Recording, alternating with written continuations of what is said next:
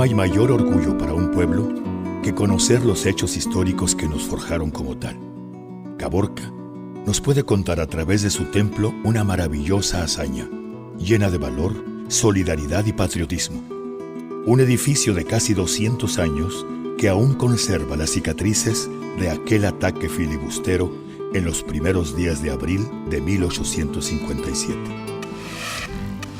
Después de 6 arriesgados intentos, la 7ª flecha cruza el cielo caborquense, dando en su blanco a unos 25 metros de distancia, incendiando el pasto seco. En un esfuerzo desesperado por cortar el fuego, los filibusteros hicieron explotar un barril de pólvora, sin éxito. Luego, un segundo, y finalmente uno más grande, cuya explosión fue tan ensordecedora que el propio Gabilondo confiesa que creyó que la misma los había despedazado entre los escombros.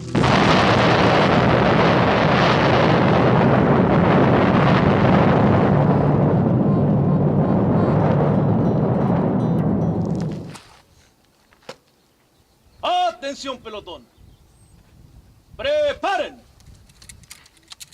¡Apunten! ¡Fuego!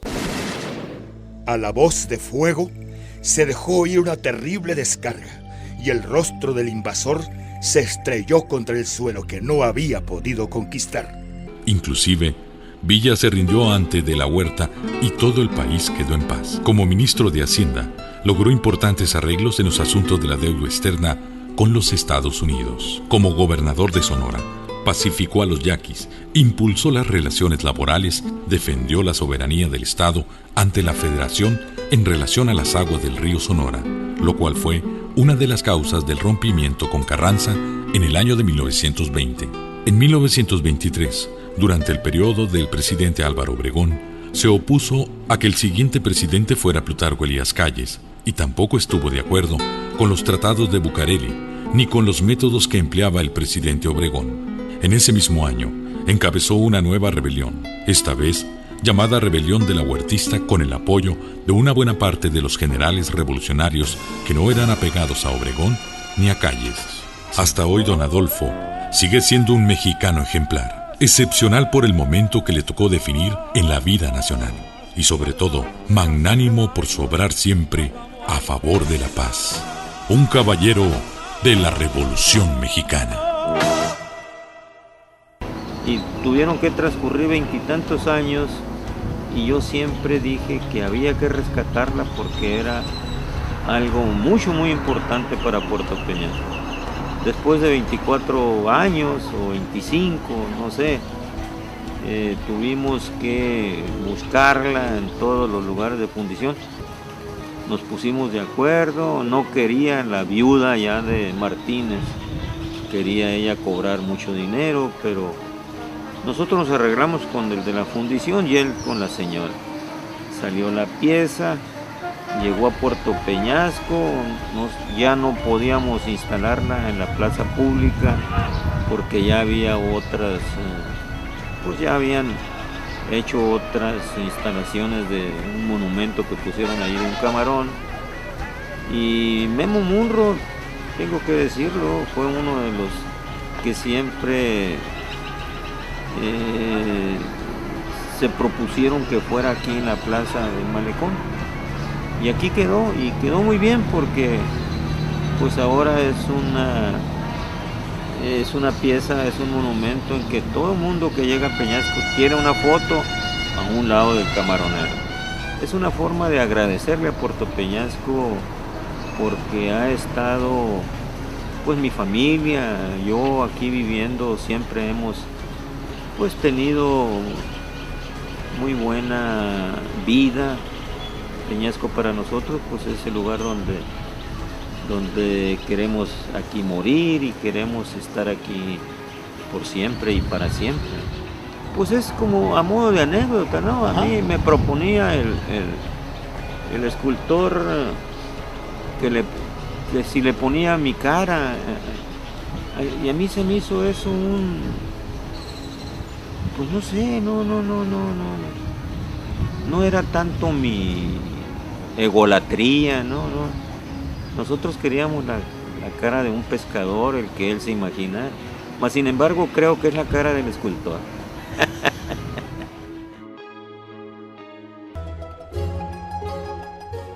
Tal vez una de las obras arquitectónicas más importantes del noroeste de Sonora sea el Templo de la Purísima Concepción de Caborca.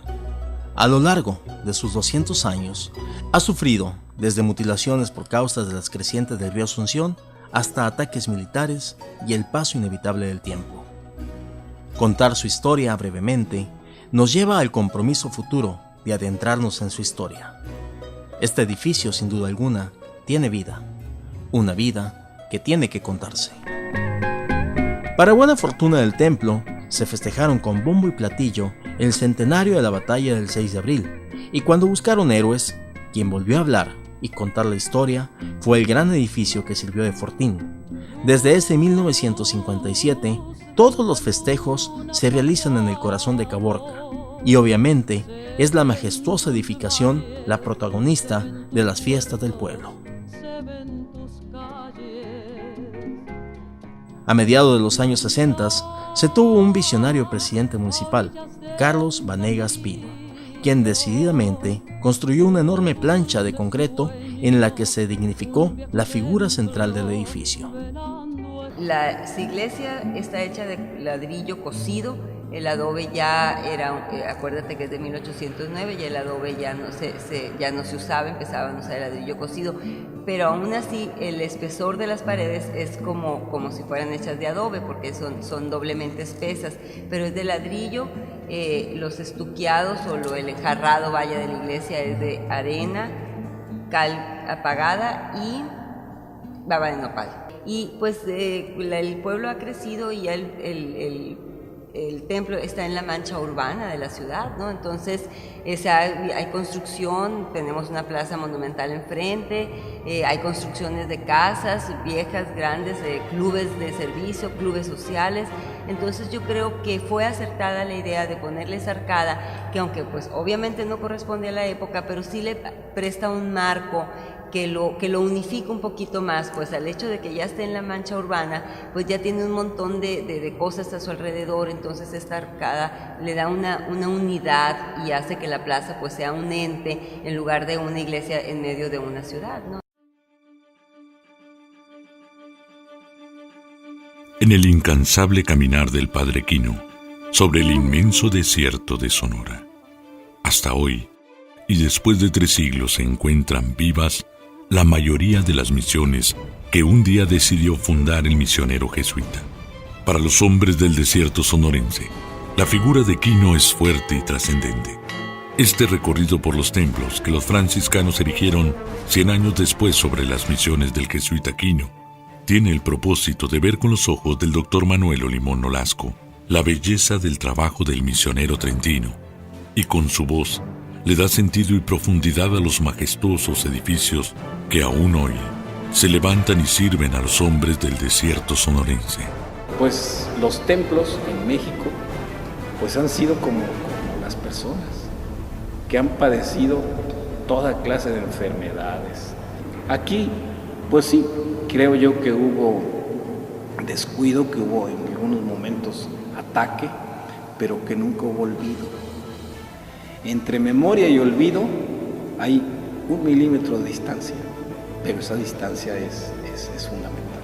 Bueno, yo creo que el Padre Quino es uno de esos individuos que se dan pues cada siglo o cada 2 siglos, pero que ahora podemos decir, bueno, este señor ¿qué era? Era misionero, sí, pero también era geógrafo, era cartógrafo, era pues explorador, era biólogo, era etnógrafo, etc. Es decir, sus observaciones eran de la tierra, que va desde la naturaleza hasta el modo de ser de las personas. Yo creo que aquí hay como una reproducción de lo que es el universo, y que si alguien viene tendría más que hablar, tendría que guardar silencio, porque como que las paredes tienen unos sonidos, tienen unas voces. Historias de evangelizadores en el noroeste de México nos remontan a la época de la conquista de España en la recién descubierta América. Así, en el centro del gran desierto de Altar, en Caborca, encontramos el magnífico ejemplo de un hombre entregado a su comunidad, Roberto González, el apóstol de Caborca. Roberto González Orendain nació en Guadalajara, Jalisco, el 14 de febrero de 1913. Ahora dice, y luego esta que ven aquí, con esta me ordené. Desde un principio el Padre nos llenó. Pues se enojaba, pues de repente rezongaba porque no venían aquí, ya no vienes, allá te vas. Pero pues lo diría en broma, pero siempre lo decía. Y viene 2 veces, y viene 3 veces la chiquilla. Hasta que un día nos enfadó y le dije, padre, mire esta chamaca, le dije, todos los días viene a la escuela. Ah, sí, mija. Mamá fue a la escuela. Atiéndela. El templo de Nuestra Señora de la Candelaria fue totalmente reconstruido, iniciando sus trabajos en 1956 y concluidos casi 8 años después. Sobre la nave original se sobrepuso la actual e imponente construcción del Templo de la Candelaria, todavía el edificio más alto de Caborca. Era gruñón, pero no era enojón, porque él rezongaba un ratito, pero luego ya le pasaba.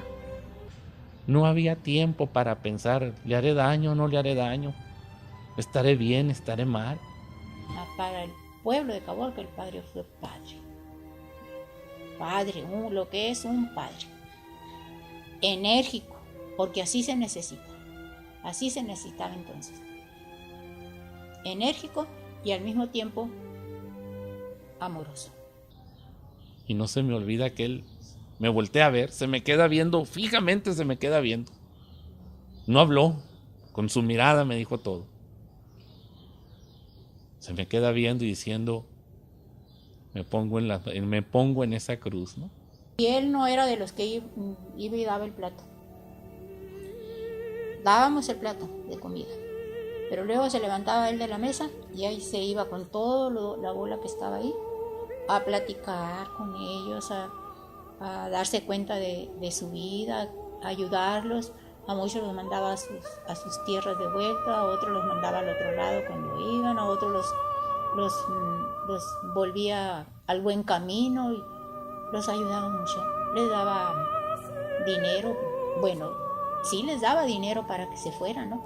Ya después no les daba dinero ni para el pasaje, ¿no? Sino que él iba y compraba los boletos y se los daba.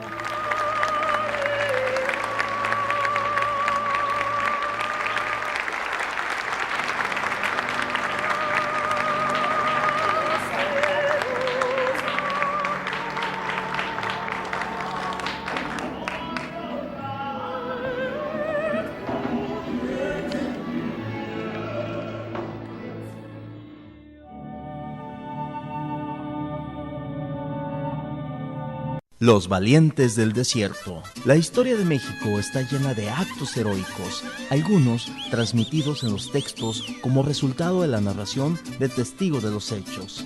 Otros eventos no tienen la misma divulgación, pero permanecen en la memoria de nuestras comunidades. Durante la Revolución Mexicana, Francisco Villa, sintiéndose traicionado por el gobierno de Estados Unidos, ejerció represalias en territorio norteamericano. En febrero de 1916, las tropas del general Pershing entraron a México persiguiendo a Pancho Villa. La ocupación llevaba cerca de 6 meses y el ánimo de indignación por la invasión se había transformado en rabia y coraje. La gente de Pitiquito, sumamente indignada por el proceder de los norteamericanos, decidió organizar por su propia cuenta un grupo de expedicionarios que daría respuesta a la intervención del ejército americano, invadir a los Estados Unidos de América. El plan era llegar a la ciudad de Tucson, en Arizona, causar destrozos materiales y regresar a territorio nacional. Al mismo tiempo, manifiesto a usted para que sirva participarlo a la superioridad, que el contingente expresado, compuesto de 50 hombres, montados, armados, equipados y debidamente aprovisionados, debido al celo y patriotismo de todos los elementos del pueblo de Pitiquito, que erogaron gustosos todos los gastos que organizaron, no deseando más recompensa que la satisfacción de haber cumplido ante la patria los sagrados deberes de sus buenos hijos.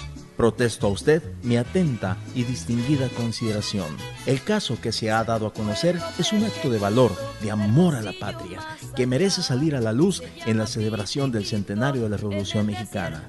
Dicho acontecimiento ha estado oculto para la mayoría de los sonorenses, quizás porque no corrió sangre, tal vez porque no hubo bajas, pero el valor de ese puñado de hombres de Pitiquito, Sonora, prestos a dar su vida por México, constituye un gran ejemplo de patriotismo para las nuevas generaciones y un gran orgullo para sus descendientes. Los valientes del desierto.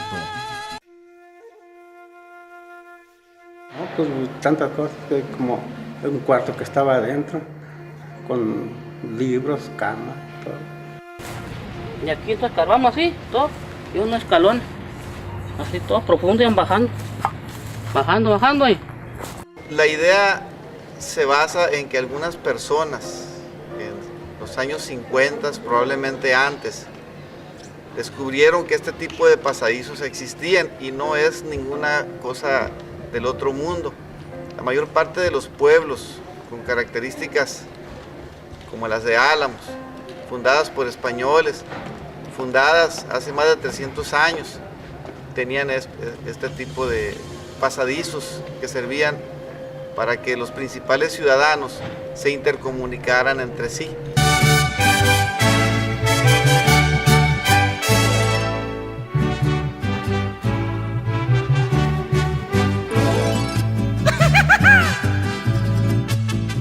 Es septiembre el mes que nos llena de orgullo mexicano. Un orgullo diferente y genuino. Nos hace ondear banderas tricolores y el mariachi agita el corazón.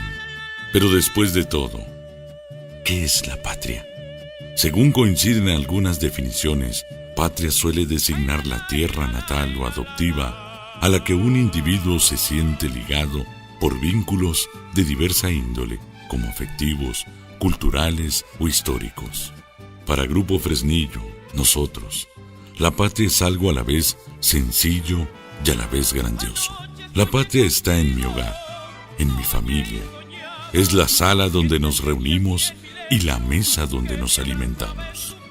Mi compatriota es mi compañero de trabajo o de equipo deportivo, donde juntos aprendemos a vencer o ser vencidos y a salir siempre adelante. No hay mejor patriota que aquel que se entrega a sus obligaciones laborales y a servir un poco más, que se entrega al trabajo diario y lo realiza con gusto y compromiso, con verdadera calidad. Solo verano e invierno se asoman crudamente en nuestro entorno cotidiano. Y entonces, el milagro sucede. Nos adaptamos, y aunque de vez en cuando nos quejamos del calor de 50 grados o el frío de -10, con gusto hacemos producir la arena, la piedra, la tierra. Además, reconocidos por la gran calidad de nuestros bienes producidos, fruto de estas tierras, producto de estas tierras. Somos los mejores en minería, en agricultura y en ganadería. Somos un pueblo joven, alegre y destacado. Nuestra historia es gloriosa, heroica y solemne.